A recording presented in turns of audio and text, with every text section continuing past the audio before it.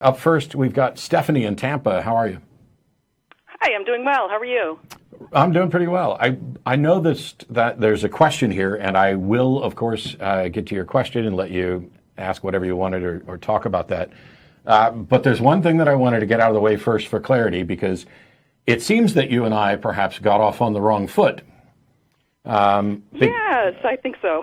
And I think we can turn that around. I woke up to some tweets, a barrage of tweets, one might say, being directed at me.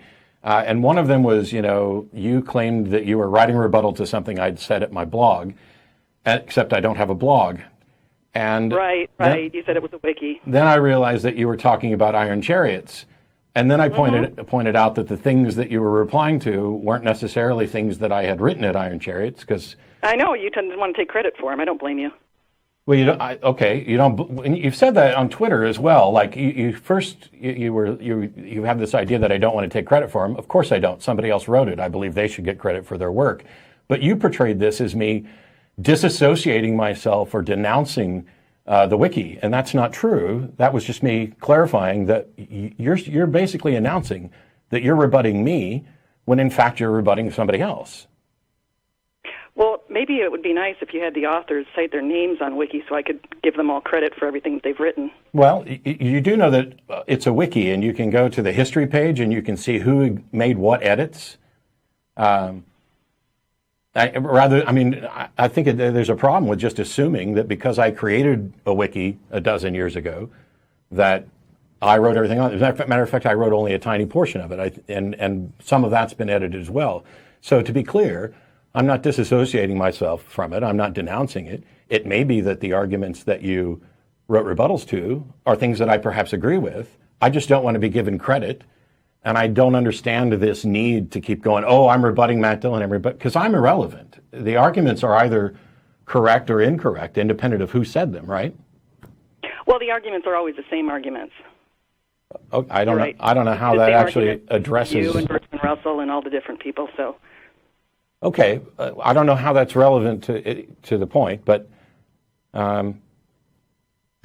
so at least do we acknowledge that you're running around saying you're rebutting me when in fact you aren't?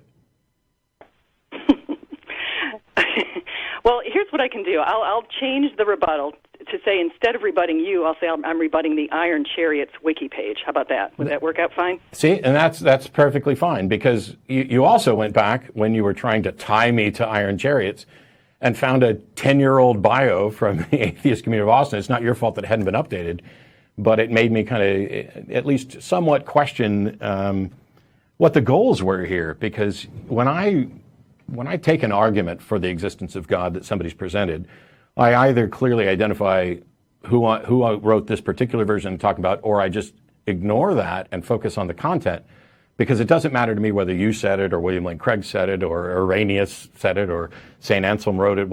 It's the content of the argument. That stands or falls independent of who it is. Okay. That's correct, I'm assuming, right?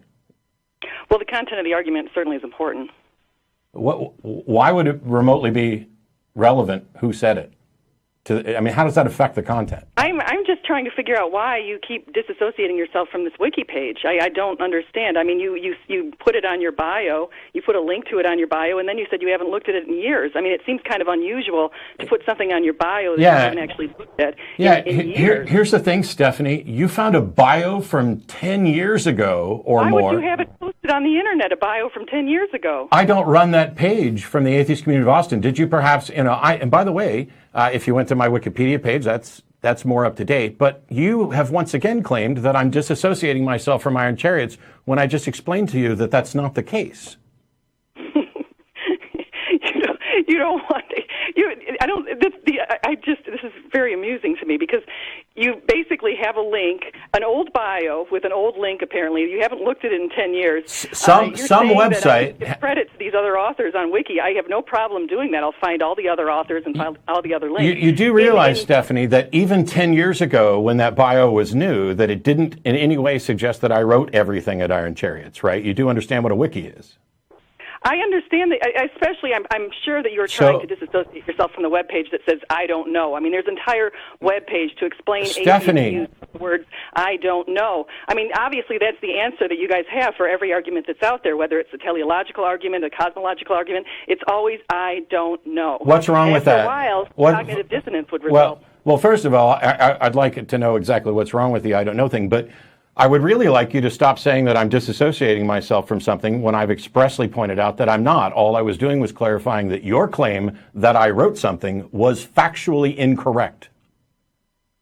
I do not know whether or not I agree or disagree with the content that you're rebutting. I don't know if perhaps I think it's a great argument or a mediocre argument. We're not in, I haven't even looked at this stuff, and yet you're claiming that I'm disassociating, and all I'm doing is saying, you claimed I wrote something, I'm pointing out I didn't. Okay, fair enough. Okay. So what was it you wanted to talk about? Well, I just want to thank you first for bringing me on the show. I know that we did get off on the wrong foot, and there's been some tweets that have gone back and forth that weren't in the friendliest tone. It's in some ways. So I do want to thank you for having me on the show, and I have a number of atheist friends on Twitter, and that's actually how I found out about your show. And so they have been recommending that I get on the show, I think because they want to watch me get pummeled by you. So I'll just put it up there that that's what they're hoping to watch. They've all got popcorn out now and they're listening and hoping that I get a good pummeling. So we have that coming. Well, we'll see what we do. It's not always big thing is that my goal here is to actually talk about the arguments, talk about what people believe, why they believe it, and then point out why I do or don't agree. There are people who view some of that as a pummeling. There are people who feel that, you're just... So one of the biggest, most common complaints that I get is, why do you only let the ridiculous people call in? And when I get that in email, I'm like, okay, well then why don't you call in? Or why don't you have your pastor call in? Or why don't you recommend your favorite, apologist call in? Because I'm not picking who calls in. Anybody can dial the phone number and theists get priority. So... But there was an issue or a question that you had or something you wanted to address? Yeah, I just wanted to talk about early Christians. Okay. So I wanted to ask you what you thought about the early Christians, and especially, the apostles and the other early disciples of Christ who were so brave at the time and were willing to take being stoned. They were willing to be tortured, put in jail. Perpetua, which was one of the first martyrs, basically had written up an account of that, and there's a number of others who've written up accounts of sort of the way that they were treated by Nero. And so I wanted to ask you what you thought drove them to be so brave. Well, I think that most of them were probably convinced that that their beliefs were correct. But the willingness to be brave or even be hurt or killed for your beliefs doesn't tell us anything at all about whether or not your beliefs are true or likely to be true. There are, I've watched Buddhists set themselves on fire. There are people who tragically flew planes into buildings based on, at least in part, some of their religious doctrines. But at the end of the day, my concern is whether or not are they correct in their beliefs. And the truth about whether or not they're correct isn't impacted in any way by the number of people who believe something or how passionately they believe it or what they're willing to put up with. There are people who are willing to put up with a lot and die, and it doesn't mean that they are dying for a lie. They might be dying for an error.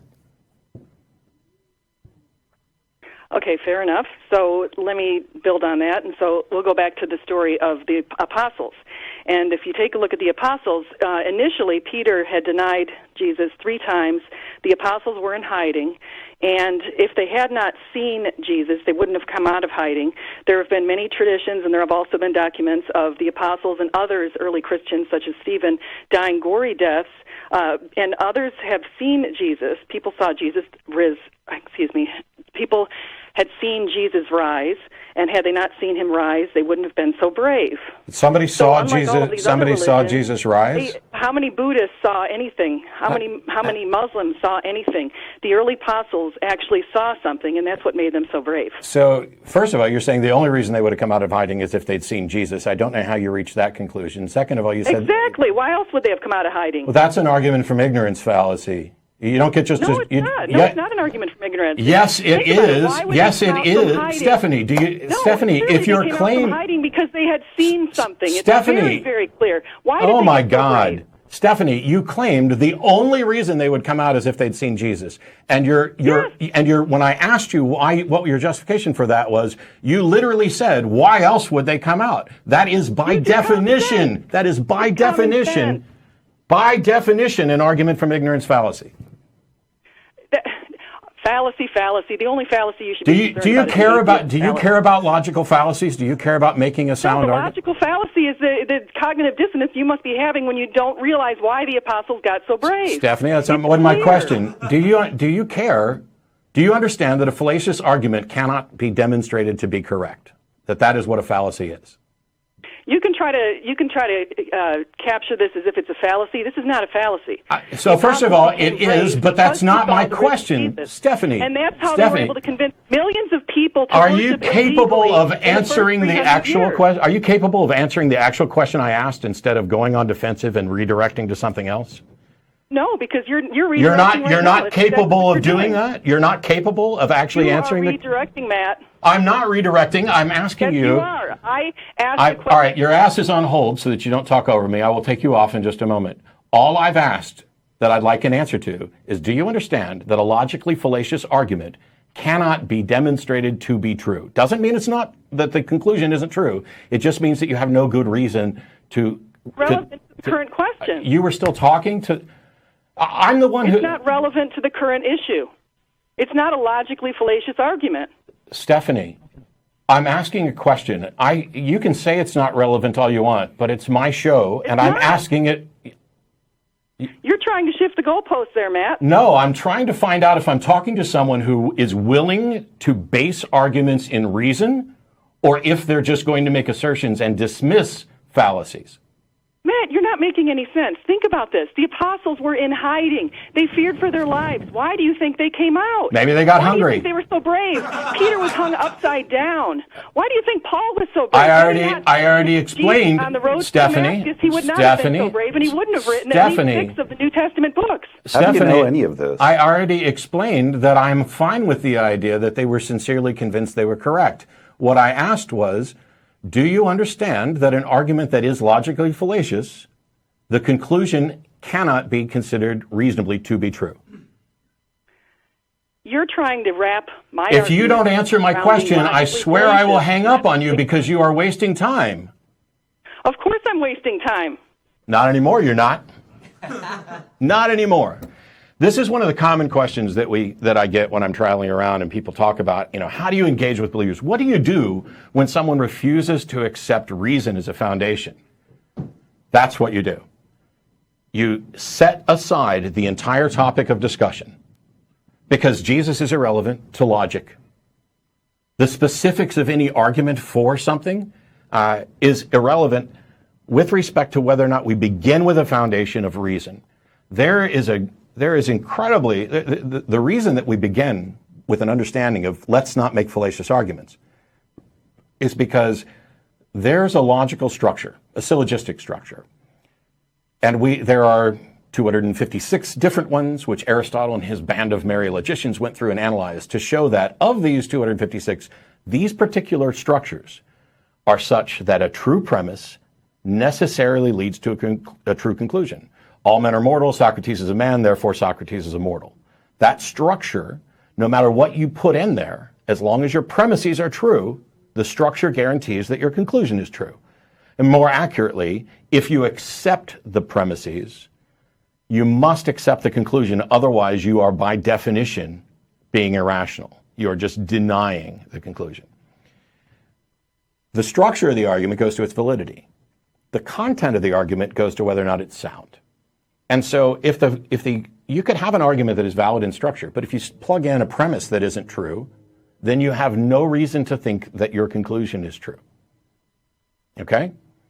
And so if your premise is the only reason, or your conclusion is the only reason they would come out of hiding was because they saw the risen Jesus, in a discussion about why they did certain things, you're not even making an argument, you're just making an assertion.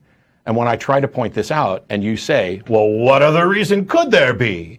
That is by definition a fallacy. That is, hey, the butler did it. Well, what evidence do you have that the butler did it? Well, who else could have done it? That is the fallacy that Stephanie's engaged in. And my only reason for addressing that was so that we could actually talk about the content that we perhaps disagree on. But Stephanie begins with this idea of there were these people who believed and they were willing to die for their beliefs, and the only thing that would make them come out of hiding was if they actually saw the risen Jesus. That is a bald assertion that you have no evidence. Well, it's common sense. Well, it's common sense to you, but that's because you don't understand the importance of avoiding fallacious reasoning. Your common sense is flawed. You have been duped into thinking things are reasonable when they're not. Reasonableness is demonstrated, not asserted.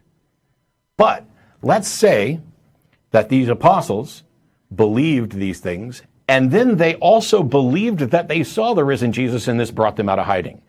Does that tell us that they actually did see a risen Jesus, or just that they were convinced of it? Or, and this is the damning thing that we didn't get to, how do you know, as John was asking, any of that happened? You have a book that claims it happened. You have stories of translations of stories that were written by people who had an intent and a goal of convincing you of the truth of this. So I might say, to use one of Stephanie's favorite arguments, that aspects of this story were intentionally constructed to make it appear more convincing and weren't actually tied to the truth of the events. Oh, the apostles were in hiding and they came out. That's exactly what you'd write if you wanted to convince somebody. Now, it's an awful argument. It's just as bad as hers, because now I'm claiming that I have an explanation. The truth is, I don't know, which I know just frustrates Stephanie to no end. Oh, the Iron Chariots Wikipedia has an entry on I don't know as an answer. Yeah, do you know why it's there? I haven't even read it. But I'm guessing that it's there because I don't know is entirely frustrating to theists. They arrogantly presume that not only should they know, but that in fact they do know, and that they've come to the right answer and they can't be fooled. And it's really frustrating when skeptics, when they're asked, hey, what explanation do you have for this? And we say, I don't know. I don't even have the facts. What you've shown me is a book. You haven't shown me the corroboration to show that this actually happened. This goes back to the debate that I did 2 weeks ago, and after this we'll get to another caller, on the resurrection of Jesus. My opponent presented 2 lines of evidence to defend his position that Jesus rose from the dead. The first line of evidence was a bunch of arguments that the supernatural is real. All of his claims were flawed. They were bald assertions that you couldn't demonstrate, and you cannot conclude that the supernatural is real just because somebody thinks they saw a ghost. Similarly, you cannot conclude that Jesus rose from the dead just because somebody thinks they saw it, or worse, somebody writes a story that somebody thinks they saw it. His second line of evidence was, hey, there's historical evidence that Jesus rose from the dead. Well, that's the only part of his opening that was remotely relevant, and you know what that consisted of? Nothing. No physical evidence, no independent corroboration. The entirety of it was Paul believed, and other people believed Paul, and therefore we should consider this reasonable. It is a fallacy parade with theists, particularly with evangelical Christians, who are absolutely cocksure that they have the one and only right answer, so much that when you challenge them on why they believe it, their answer is inevitably, well, what else could it be? Well, congratulations. You've now removed yourself from reasoned discourse on this. There is no scientific discipline, there is no historical discipline that would ever occur where you would walk in and give your paper to say, I think that the best explanation is this, and when somebody says, what evidence do you have for that? You say, what else could it be? You get nowhere that way. And the fact that you don't recognize this is part and parcel of the foundation of why you wanted to mock on Twitter. Oh, all you atheists, you just keep saying, I don't know, I don't know. All the arguments are the same that come from Bertrand Russell, etc. First of all, I'm not presenting arguments that God doesn't exist. I'm exposing flaws in the arguments that God does exist. Your failure to meet your burden of proof, your utter reliance on argument from ignorance fallacies, your incredible, almost impossibly difficult the difficult time you have with saying I don't know when that may in fact be the correct answer, those three things combined serve as the foundation of your religious beliefs.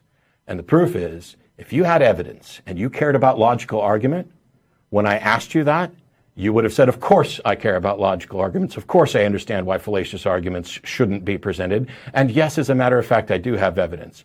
But you don't. And your brain put you in defensive mode, and you made a fool of yourself. Sometimes I don't know is the only honest answer. How do you know that?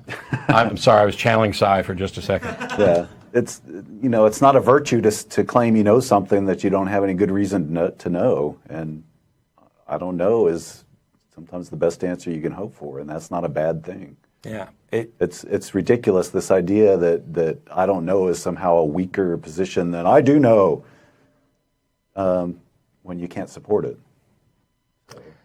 For her to mock that is just it's posturing.